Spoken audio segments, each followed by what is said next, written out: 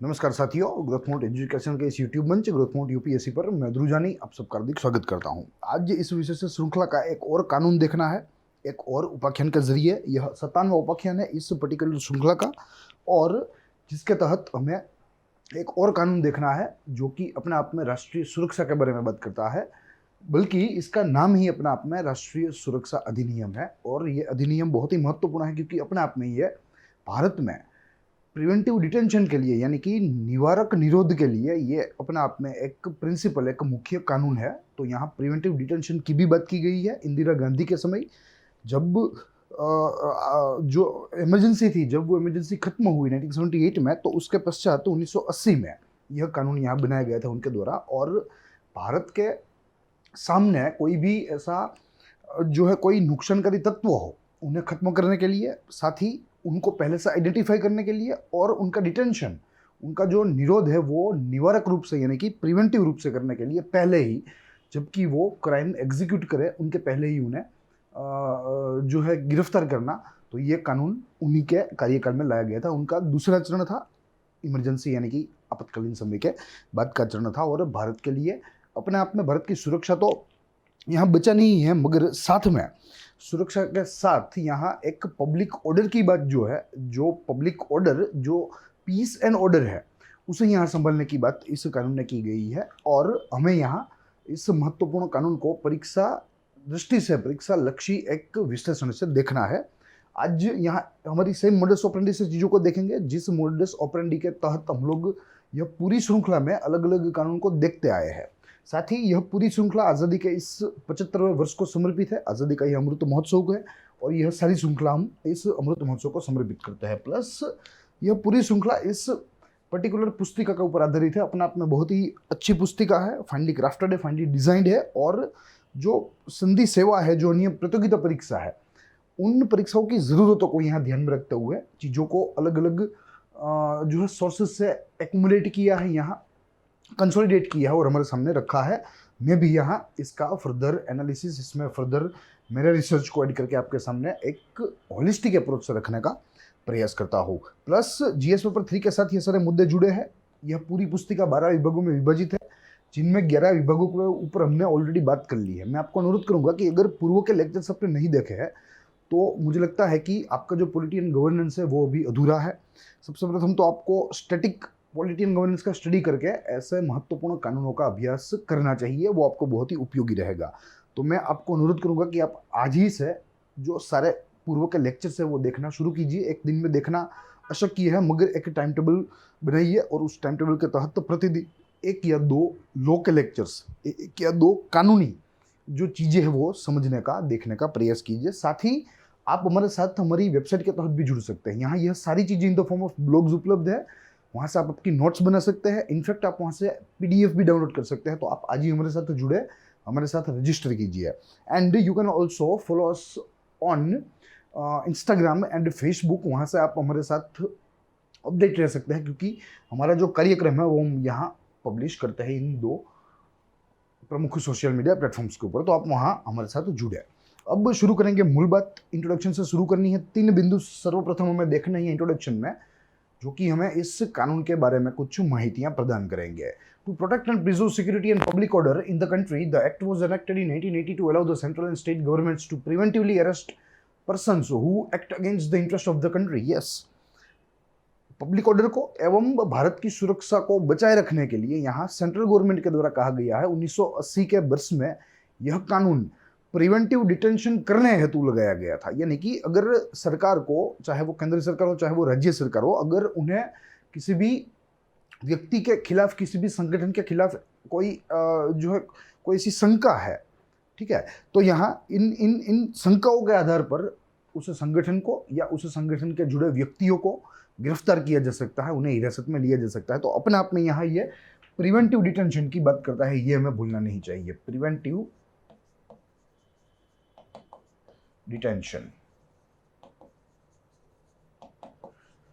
ये नॉर्मल प्रक्रिया नहीं है, क्योंकि नॉर्मल प्रक्रिया में कोई भी जो गुनहगार होता है, जो क्रिमिनल होता है, वो क्राइम को एग्जीक्यूट करता है। यहाँ क्राइम है,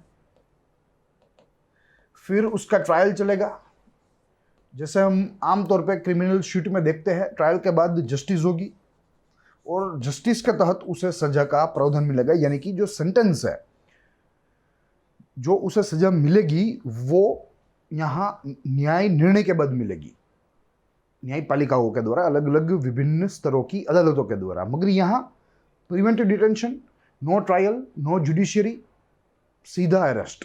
ठीक है, हालांकि सरकार को या एनफोर्समेंट एजेंसीज को कारण पेश करने होते हैं, ठीक है, अनुकूल कारण यहाँ पेश करने होते हैं पर्याप्त मात्रा में, मगर वे कर जरूर सकते हैं without any type of trial, without any type of judicial intervention. वे किसी भी व्यक्ति को इस कानून के तहत, अगर सरकार को लगे, एनफोर्समेंट एजेंसीज को लगे, तो वो इस कानून के तहत उनको प्रिवेंटिवली वो क्राइम करने से पहले ही उनको डिटेन कर सकते हैं, ताकि क्राइम को अंजाम ना दिया जा सके, गुनाह जो है उसका एग्जीक्यूशन ना हो, उसको अंजाम ना दिया जा सके। So this is the whole formula. दूसरा बिंदु कहता है this act allows government to detain person on suspicion, यानी कि शंका के आधार पर, मात्र शंका के आधार पर। अन्यथा जो है जनरल अगर बात करें तो कोई भी एनफोर्समेंट एजेंसी, कोई भी सरकार किसी भी व्यक्ति को शंका के आधार पर गिरफ्तार नहीं कर सकती। गिरफ्तार तभी किया जा सकता है जब शिकायत दर्ज हो चुकी हो या न्याय निर्णय हो चुका हो। ठीक है, तो मगर यहाँ ये एक बात हमें देखनी है जो कि अपने आप में नॉर्मल नहीं है। सस्पिशियन दैट दे में harm public order and security of the state और द एंटायर कंट्री। यस, अगर सरकारों को लगे कि भाई अगर पर्टिकुलर व्यक्ति को, अगर एक्स व्यक्ति को हमने गिरफ्तार नहीं किया तो वो जो सार्वजनिक शांति है उसे भंग कर सकता है, या जो पूरा राष्ट्र है उसके सुरक्षा के सामने प्रश्न खड़े कर सकता है, तो ऐसे में सरकार यहाँ इन कानून का या इस कानून के प्रावधानों का, विभिन्न प्रावधानों का उपयोग करके उस व्यक्ति को, उस एक्स गुनहगार को जो है किसी भी समय हिरासत में ले सकती है। Also act gives power to government to expel foreigners if the act in contravention to the interest of the country. Yes, ये बात रही सिटीजन्स के लिए। प्रिवेंटिव डिटेंशन, उन्हें गिरफ्तार किया जाएगा, उन्हें गुनाह जो है उन्हें गुनाह करने का समय नहीं दिया जाएगा, उससे पहले ही गुनाह का एग्जीक्यूशन करे। कोई भी अपराधी अपराध का एग्जीक्यूशन करे, अपराध करे, उससे पहले ही उसे हिरासत में लिया जाएगा ताकि वो अपराध को टाला जा सके। अब अगर फॉरेनर्स की बात करें, अगर फॉरेनर्स कोई है जो कि भारत की सुरक्षा के साथ खिलवाड़ कर रहे हो, सार्वजनिक शांति के साथ खिलवाड़ कर रहे हो, तो ऐसे में उनका देश निकाल किया जाता है। उन्हें भारत में से बाहर निकलने के आदेश जो है, या भारत छोड़ने के आदेश जो है, वो कहना ठीक रहेगा, भारत छोड़ने के आदेश जो है वो यहाँ उन्हें दिए जाते हैं अगर उन्होंने इस कानून के प्रावधानों का उल्लंघन किया, अल्टीमेटली भारत की सुरक्षा एवं सार्वजनिक शांति के साथ कोई छेड़छाड़ की। तो ये बात रही यहाँ इसके इंट्रोडक्शन की। अब हमें बैकग्राउंड देखना है कि कैसे यह पूरा जो कानून है वो आज के स्वरूप में आया और क्या क्या घटनाक्रम रहा, जिनमें 4 बिंदु है। सबसे प्रथम बिंदु कहता है preventive detention laws were common in colonial India and have continued to remain so to curb acts identified to be prejudicial to the security of the country. Yes, ऐसा नहीं है कि प्रिवेंटिव डिटेंशन जो है वो भारत में इस कानून के साथ उसकी शुरुआत हुई, नहीं। कॉलोनियल इंडिया यानी कि जो अंग्रेजी भारत था, जो ब्रिटिश भारत था, उसमें ऐसे कई सारे कानून थे जिनकी बदौलत ब्रिटिश सल्तनत भारतीयों के ऊपर हुकूमत करती, भारतीयों के ऊपर अपना प्रभाव, यहाँ के देसी लोगों के ऊपर अपना प्रभाव बना रखती, और रिवोल्यूशनरी एक्टिविटीज़ जो थी, जो क्रांतिकारी प्रवृत्तियाँ थी, जो ब्रिटिश सल्तनत के खिलाफ थी, ब्रिटिश सल्तनत को चैलेंज कर रहे थे, उनको प्रश्न कर रहे थे उनकी भारत में मौजूदगी को, तो ऐसे लोगों को यहाँ प्रिवेंटिव डिटेंशन का उपयोग करके, यह कानून का उपयोग करके अपने आप में ऐसा कानून का उपयोग करके अपने आप में उनको हिरासत में लिया जाता था, और ब्रिटिश हुकूमत के खिलाफ जो आवाज़ थी उसे कम करने का प्रयास किया जाता था। तो अल्टीमेटली ये ब्रिटिशरों के अपने हित के लिए, अपने एक सेल्फिश मोटिव के लिए, अपने एक स्वार्थपूर्ण आप कह सकते हो कि उद्देश्य के लिए इसका, या ऐसे प्रावधानों का, प्रिवेंटिव डिटेंशन जैसे प्रावधानों का उपयोग किया जाता था भारतीयों के खिलाफ मुख्यतः।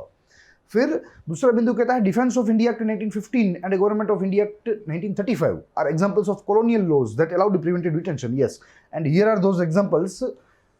ये 2 कानून थे जिनकी बदौलत अंग्रेज जो थे वे यहाँ भारत में भारतीयों के खिलाफ प्रिवेंटिव डिटेंशन की प्रावधान या उसकी प्रोविजंस का उपयोग करते थे। और ये पहला कानून था डिफेंस ऑफ इंडिया 1915, जिनमें प्रिवेंटिव डिटेंशन के कुछ तत्व थे, जिनमें कहा गया था कि भाई अगर ब्रिटिश सल्तनत विरोधी अगर कोई व्यक्ति, अगर कोई संगठन कार्य कर रहे हैं तो उन्हें अपने आप में प्रिवेंटिवली डिटेन किए जा सकते हैं। और दूसरा था गवर्नमेंट ऑफ इंडिया एक्ट 1935 का। तो ये दो मुख्य एक्ट थे अंग्रेज कालीन, जिनमें निवारक निरोध के संबंधी प्रावधानों का जो है उल्लेख हमें मिलता है। फिर उसके बाद देखें तो this law was enacted under the tenure of prime minister Indira Gandhi and applies to the entire country except Jammu and Kashmir. ये जम्मू एंड कश्मीर के सिवा पूरे भारत में यह कानून लागू है, क्योंकि हमें मालूम है कि 2019 तक 5 अगस्त 2019 तक जम्मू कश्मीर जो था वो आर्टिकल 370 का हिस्सा था। आर्टिकल 370 यानी कि कोई भी राष्ट्र को कोई भी राज्य को स्पेशल स्टेटस देने वाला था, जिनके तहत काफ़ी सारे ऐसे सेंट्रल लॉज थे जो कि पार्लियामेंट में बने हों मगर जम्मू कश्मीर के ऊपर लागू नहीं होते थे। तो उनमें से यह एक लॉ है जो अपने आप में बना तो पूरे भारत के लिए है, मगर फिर भी दुर्भाग्यवश जम्मू कश्मीर भारत का भाग होने के बावजूद भी उसके ऊपर यह लागू नहीं होता। तो यहाँ ये 370 थी, इसीलिए जम्मू कश्मीर को छोड़ के यह पूरे भारत के ऊपर लागू है। मगर यहाँ नोंद लेने योग्य यह बात है, एक बात यह है कि देखिए, भले ही जम्मू कश्मीर में यह कानून लगा नहीं है, मगर इस कानून के प्रावधान जो है वो मुख्यतः Jammu and Kashmir public safety act के ऊपर आधारित है। Jammu and Kashmir public safety act, ठीक है, इनके ऊपर आधारित है, क्योंकि यहाँ जैसे मैं मालूम है कि जम्मू एंड कश्मीर जो है वो एक टेररिज्म प्रोन इलाका है। काफ़ी सालों से, इनफैक्ट काफ़ी दशकों से वहाँ जो टेररिज्म है उसको फ्यूल किया जाता है हमारे पड़ोसी पाकिस्तान के द्वारा, वो सबको मालूम है। तो ऐसे में वहाँ पब्लिक ट्रैंक्विलिटी को बनाए रखने के लिए, पब्लिक ऑर्डर को बनाए रखने के लिए, भारतीय सिक्योरिटी जो एक बहुत ही बड़ा प्रश्न है हमारे सामने, उसको बचाए रखने के लिए, उसका संरक्षण करने के लिए जम्मू कश्मीर में पब्लिक सेफ्टी एक्ट बनाया गया है और वो वहाँ लागू भी है, जिनके तहत वहाँ प्रिवेंटिव डिटेंशंस किए जा सकते हैं। ठीक है, जम्मू कश्मीर सरकार या वहाँ की जो हमारी enforcement agencies including India's defence, तो वे मात्र और मात्र शंका के आधार पर ऐसे आतंकवादियों को हिरासत में लेते हैं, उनको गिरफ्तार करते हैं, ताकि भविष्य में वे वहाँ की सार्वजनिक शांति है उसे नुकसान ना करें और भारत की सुरक्षा जो है वो बनी रहे। तो वहाँ Jammu and Kashmir public safety act के उस कानून के प्रावधानों के ऊपर यहाँ यह भारत का यह कानून बना है। मगर यह कानून देखने की बात यह है कि यह कानून जम्मू कश्मीर के ऊपर लागू नहीं होता था 2019 तक, मगर तब से वो एक यूनियन टेरिटरी हो गई है। तो अब बेशक यह कानून जो है वो जम्मू एंड कश्मीर एवं लद्दाख दोनों की यूनियन टेरिटरी के क्षेत्र के ऊपर लागू हो गया। अब चौथा बिंदु कहता है कि act gives wider discretion to the executive to decide a person is acting against the interest of the country and hence has been criticised widely as a harsh law that attacks some fundamental tenets of the democracy. Yes, इस कानून में जो कार्यपालिका है, जो executive है, जो ऐसे कानूनों का क्रियान्वयन करवाते हो, उनको बहुत ही ज्यादा अधिक सत्ताएं दी गई है, ऐसी एक बात है। और आलोचकों को लगता है कि इसी प्रावधान ने, इसी बात ने इस पूरे कानून को बहुत ही कठोर बना दिया, बहुत ही ड्रैकोनियन बना दिया। और यहाँ एक वाइड डिस्क्रिशन का उनको स्कोप मिल रहा है। कोई भी जो कार्यपालिका है, जो अफसर है, उनको एक वाइड डिस्क्रिशन मिल रहा है कि भाई वे डिसाइड कर सकते हैं, दे कैन डिसाइड ब्रॉडली कि भाई कोई भी पर्टिकुलर व्यक्ति जो है क्या वो भारत के इंटरेस्ट के खिलाफ काम कर रहा है या वो भारत के इंटरेस्ट में कार्य कर रहा है। ठीक है, तो ये डिफ्रेंशिएट करने के लिए एग्जीक्यूटिव उसको बहुत ही ज़्यादा पावर मिले हुए है और अपने आप में आलोचकों को लगता है कि ये इस कानून की कठोर प्रावधान है। और यहाँ इस ऐसे प्रावधानों से लोकतंत्र की जो कुछ बातें हैं, लोकतांत्रिक जो कुछ मूल्य है, उनका यहाँ वर्णन हो रहा है, उनका उल्लंघन हो रहा है। तो ये बात भी यहाँ स्पष्ट कर देनी है। तो इस तरीके से यह कानून यहाँ भारत में लागू है। जैसे हमने देखा कि प्रिवेंटिव डिटेंशन के जो प्रोविजंस है वो कोई नया नहीं है भारत के लिए। अंग्रेज भारत ने ऐसे काफ़ी सारे कानून देखे हैं जिनमें प्रिवेंटिव डिटेंशन ऑलरेडी मौजूद थे। तो यहाँ ये कोई ऐसी नई बात तो नहीं है। अब इसके हमें कुछ उद्देश्यों को देखना है। एक ही उद्देश्य यहाँ रेखांकित किया गया है जो कहता है कि the objective of the act is to ensure that the public order is maintained in the country and to have in place a law that empowers the government to preventively detain person acting in a manner that is prejudicial to the interests of the country. Yes, तो यहाँ प्रमुख उद्देश्य ही इस कानून का ये है कि भाई ऐसे कोई भी व्यक्तियों की ऐसी कोई भी हरकत को रोकना है जो अपने आप में भारत की सुरक्षा के खिलाफ हो, भारत के सार्वजनिक शांति के खिलाफ हो, पब्लिक एंड ऑर्डर के खिलाफ हो, उनको पहचानना है और उनको रोकना है ताकि भविष्य में ऐसे गुनाहों को वे अंजाम ना दे पाए। अब इसके कुछ प्रमुख प्रावधान देखने हैं, अलग अलग बिंदुओं में इसके प्रावधान है जो हम लोग वन बाय वन देखते चलेंगे। This is a short act with 18 sections that contains provisions concerning the power to make, yes, मात्र 18 जो धाराएं है इस कानून में, इतना संक्षिप्त है मगर पावरफुल है। और इन अलग अलग विभिन्न धाराओं में हमें परिभाषाओं से लेकर एक पूरी जो प्रक्रिया है या जो पूरा तंत्र है वहां तक क्या जिक्र किया गया है। Detention orders which are discussed in section 3, execution of detention orders section 4, grounds of the detention order to be disclosed to person affected by then section 8, maximum period of detention section 13, which are the important sections of this particular act. अब section 3 कहता है that if the central or state government is satisfied that it is necessary for a person to be detained in order to ensure that security of the country or state, then the government can make an order to the same effect. Yes, अगर सरकार को लगे, चाहे वो केंद्र सरकार हो चाहे वो राज्य सरकार हो, अगर उनको लगे, अगर उनके पास पर्याप्त कारण है और अगर उनको लगे कि भाई किसी भी विशेष व्यक्ति को अगर हमने हिरासत में नहीं लिया, अगर हमने उसे डिटेन नहीं किया, गिरफ्तार नहीं किया, तो वो या तो भारत के लिए या तो राज्य के लिए सुरक्षा बन सकता है, भारत के किसी भी राज्य के लिए, या वो अपने आप में पब्लिक एंड ऑर्डर को, पब्लिक ट्रैंक्विलिटी को नुकसान कर सकता है। तो ऐसे में अगर उनको लगे तो वे ऑर्डर, आदेश जारी कर सकते हैं किसी भी व्यक्ति को प्रिवेंटिवली डिटेन करने के लिए। द डिस्ट्रिक्ट मजिस्ट्रेट और commissioner of police need to give an order to the same effect in writing. Yes, एक बार सरकार को लगा, सरकार ने ये बात पास ऑन की एग्जीक्यूटिव के जो है एग्जीक्यूटिव को कि भाई अब आप देख लो, एग्जीक्यूटिव में कुछ एनफोर्समेंट एजेंसियां हैं जिनमें डिस्ट्रिक्ट जो है रेवेन्यू डिपार्टमेंट होता है, डिस्ट्रिक्ट मजिस्ट्रेट्स जिन्हें हम कहते हैं, जिनके पास जुडिशियल सत्ताएं होती है, और एक होते हैं जो है पुलिस डिपार्टमेंट के कमिश्नर ऑफ पुलिस। तो यहाँ दोनों में से किसी का यह कंसर्न चाहिए इन राइटिंग। तो यहाँ जब सरकार एनफोर्समेंट एजेंसीज को बताए तो अब यहाँ एनफोर्समेंट एजेंसीज जो है वो अपने आप में एक राइटिंग जो है वारंट के जैसा एक पत्र जो है वो इश्यू करती है। ये दूसरा स्टेप आया। The act says that such an order for detention must not exceed 3 months in the first instance of issuing such upon a review of the situation. The district magistrate or commissioner of police must make known to the state government why they pass such an order and must make clear the circumstances for the same. Such an order would be considered valid if the state government approves within the same approves the same within a period of 12 days. Yes, state government या central government कह लीजिए, जो अपने आप में enforcement agencies को आगाह करती है। एनफोर्समेंट एजेंसीज फिर से एक राइटिंग कंसर्न लिखते हैं स्टेट गवर्नमेंट को या सेंट्रल गवर्नमेंट को रिस्पेक्टिवली, जो भी केस हो, और फिर गवर्नमेंट जो है वो फिर से ऐसी जो रिटन एप्लीकेशंस है जो है उनको कंफर्म करती है, और ये कंफर्मेशन 12 दिनों के अंदर हो जाना चाहिए according to this particular act. Once such an order is approved by the state government, it must be made known to the central government along with the reason for such an order within a period of 7 days. अगर central government के द्वारा यह पूरी प्रक्रिया होती है तो कोई दिक्कत नहीं है, मगर अगर स्टेट गवर्नमेंट के द्वारा यह प्रक्रिया हुई तो उन्हें ऐसे अप्रूवल के 7 दिनों के तहत सेंट्रल गवर्नमेंट को इससे वाकिफ करवाना पड़ेगा, इस पूरी घटना से। Section 4 says that an arrest upon the issuance of a detention order will be executed in the manner provided for in the Criminal Procedure Code 1973.